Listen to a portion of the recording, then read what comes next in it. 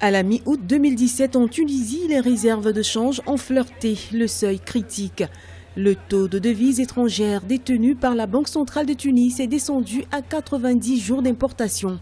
Une première depuis 2004.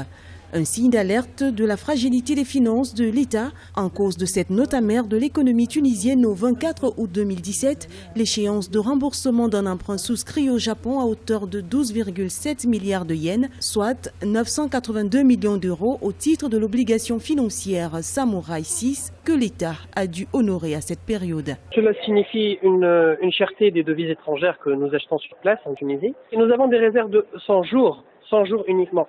C'est pas beaucoup. C'est toujours une situation assez critique. Elle est juste moins tendue qu'avant.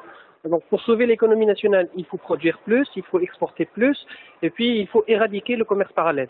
Donc, c'est vrai que nous sommes dans une situation moins tendue qu'avant, mais elle est toujours tendue. Même si le stock de devises étrangères détenu par la Banque centrale de Tunis est légèrement remonté à un peu plus de 100 jours d'importation, les perturbations économiques restent latentes.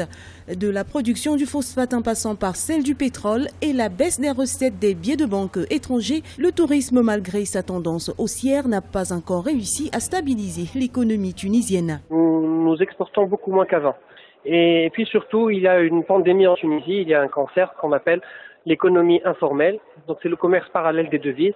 Malheureusement, dans plusieurs endroits du pays, les devises se vendent dans le marché parallèle et non dans les banques classiques. Donc là, ce circuit informel est en train de défavoriser l'économie nationale. La Tunisie aura besoin d'emprunts selon des analystes sur les marchés étrangers équivalents de 7% de son produit intérieur brut pour faire face à ces échéances de remboursement et couvrir les besoins de son budget, soit environ 10 milliards de dinars en 2017, car le déficit de l'État se conjugue désormais avec celui des caisses sociales qui accusent un manque à gagner de 2,3 milliards de dinars.